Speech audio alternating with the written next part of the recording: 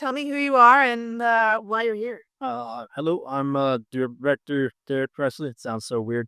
I'm the writer and director of Tonic, and we're here at the USA Film Festival, showing the film. Okay. Tell us what's the film about? Film is about a jazz pianist down on his luck, living in Deep Ellum, Texas, and he is he's in some hard times. He in debt to a corrupt cop for some drugs, money, and so the cop puts him to the task of killing somebody, and he's got 12 hours to do it. So it takes place in one night in Deep Ellum for 12 hours, and we watch a guy who's never killed anybody, never even hurt anybody in his life, try to kill somebody, and take their life. So it's kind of a study in that. And you wrote it. Yes, ma'am. Yeah. Did this happen to you? Do you live in Deep Ellum? Where were you? You're like, you know what? This is what I'm going to write about.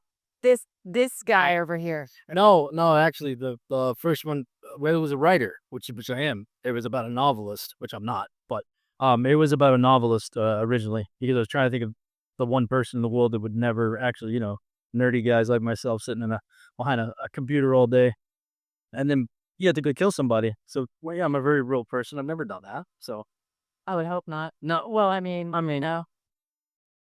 close, right? That's civil compass. But actually, Jason and myself and Billy, we'd made some pretty violent films in the past, and movies that had a lot of action.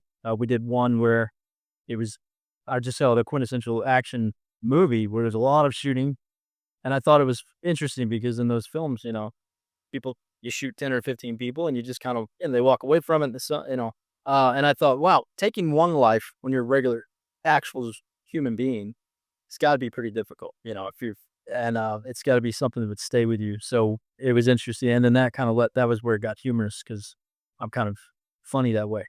And I thought, well, that'd be funny to see a man try to struggle with that over the period of a night while he's dealing with, wanting to go and be a jazz pianist. It's real easy sitting in your armchair and watching a movie and go, I would kill that guy. I would kill that guy. Absolutely. And then you put that person in the spot and you're like, well, do it. Absolutely. Pull the trigger. That's right.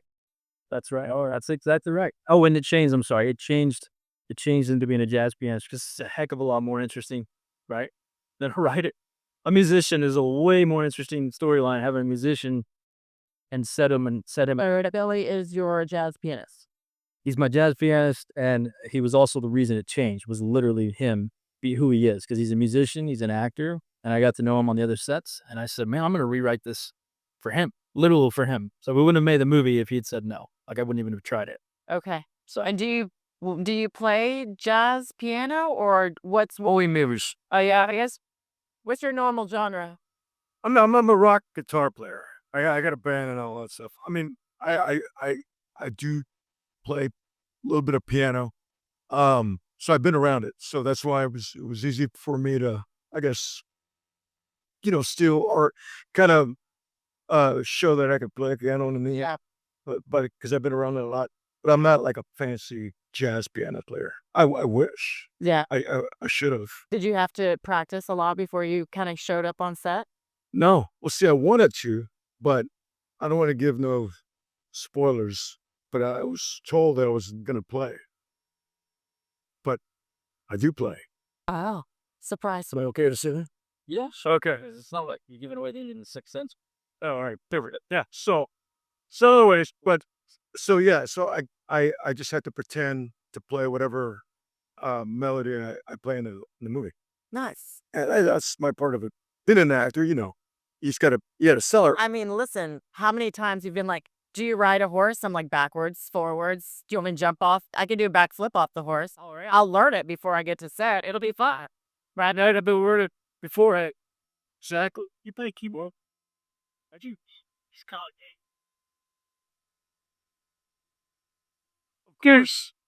of course, but yeah, Okay. I've sold it pretty well. Okay. And then tell Who am I? who are you? I'm Jason Starne. I'm the producer. Thank you, Billy. I've worked with Derek. This is our fourth film together, our third with Billy. And so I'm the producer. Okay. I have a producing partner, a lot. There's two of us who produced the film. I'm also the editor of the film. Okay, so let's talk. Let's talk turkey for a second. How many days on set? 15 and a half. 15 and a half. How many days in pre-pro? A year and a half. A year and a half. 577,000 days. Yeah. And then how long were you in post? 90 days, maybe. 90 days. Yeah, maybe. Yeah, maybe 90. And you guys premiered here at USA how long ago? We did 2 years ago. We closed the festival You closed it? as a cast and crew screening. Okay. And so we thought it would be very nice because everybody was local, most everybody, not our DP, but a lot of people on this crew was local. So we had it here. And you're back here now. And we're back here now because we're releasing the film That's so exciting. May 16th with Folsom as a Folsom original, and then going to hit all the major streamers. And that's 2 years ago, right? years ago. So 2 years ago, you're continuing a labor of love on this project to find distribution. Not our choice. We had distribution. We just had some trouble, as most filmmakers do, with poor distribution choices. Oh, did you get it back? Oh, yeah, we got it back. Oh, nice. That's why it's taken a while. That's why it's taken a while. We lost a year, so it's all right. We're in a good hands now. I mean, it's a long time. It is. I don't think people like all the filmmakers that I've sat here and talked to. There were so many that, well, COVID came up with almost everybody. But interestingly enough, not so much, well, I came up with this idea during COVID. COVID interrupted their already process, right? Like they were already into it, but had to change because of COVID. And I think it's just fascinating how long it takes to put a film together. I don't think people really. Yeah, you got something to say there, Derek? Well, I was just gonna say, and this isn't patting myself on the back. This is my team, everybody that we work with. We're super efficient. That's why we get through. We've never had a problem of ever finishing. A lot of people they go through shooting, production hell. Your post is super fast. Jason's a guru at that, and he knows exactly what he's doing. He kind of holds the fort down in that regards, and that's rare for a producer to do that. So we don't have to deal with so many people. It's really intimate, and we get it done fast. That's what's been a little bit, I don't know, if frustrating. A little bit of it's great because we're here now, so we're happy. But we were done with, we've been done with the film for a while because we're fast. Yeah. Not in a bad way either. Not like we're fast, like we kick it out and it looks bad, but we were very efficient. And then we just, hit some speed bumps, and now we're where we're at. And I think, everything happens for a reason. Yep. And so Definitely made us stronger. Yeah, I'm sure.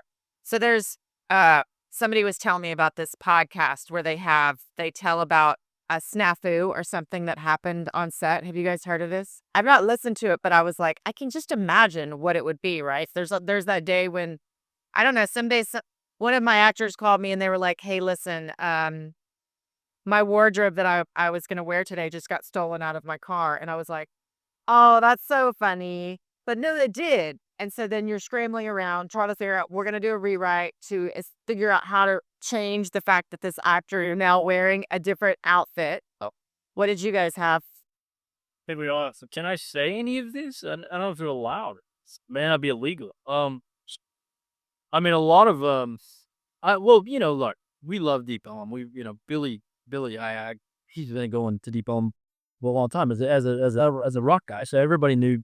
I've been there for rock venues and concerts, and Jason's been there. We've all been there. We love it. But look, any place in a downtown area like Dallas is gonna have its moments. Its scary moments. We had quite a bit of those. We had a great security team. And Jason made sure that we had security. We did not skimp on that. We were not putting people's lives in danger.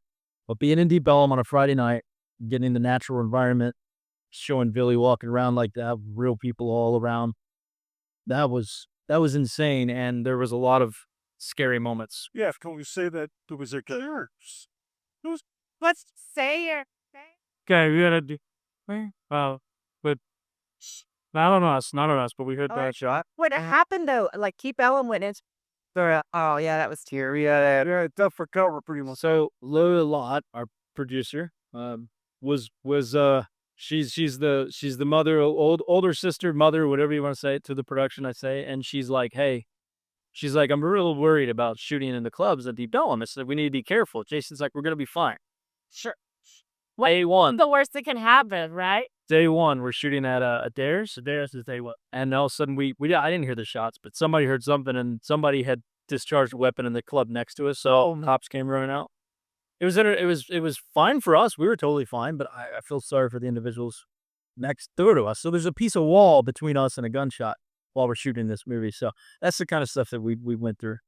Wow. Just lighten it up. I'll lighten it up a little bit. Snafus. Actually, day one, if you're producing a movie, you're always putting out fires. Yeah. No matter what. I actually told a story yesterday about a little moleskin notebook that almost killed me trying to find for one of our casts that writes the address of where, I don't know. Because it's August and everybody's going back to school and I can't find any school supplies and I need a notebook for Derek because we're a small team and we had a small art department, so we all kind of kick in wherever. Anyways, back to day one of shooting, we're at Adair's and there was some miscommunication with the owner of the bar. It was actually a live band playing that night where we're gonna film, and we don't, or right. So we don't know there's a live band that night, although we embrace that. So we actually moved one of that scene, part of that scene outside, out back, which was perfect because they have a little alcove out back. Anyway, we just make it work. They actually added to the. I should say, if you haven't seen it, that scene is like I said, it's almost sorry. It's that scene is we're talking about work being like an organic thing. This movie, it made it so much better than it would have been because that band was there. There were real people. There were bodies. Everybody's doing this, and we're having Billy squeeze in and out. It was so great because on our budget, that's really hard to do. People don't know that unless you're making movies. That it's really hard. Jason and I've been a part of it where we try to have a lot of extras and it doesn't look good because we don't have quite enough. We've done that in the past, and we were like, this can't be this way on this film. It's got to look authentic. It's got to look like you're really there, and that can be difficult. Something as simple as that can be difficult, especially when we're shooting during COVID.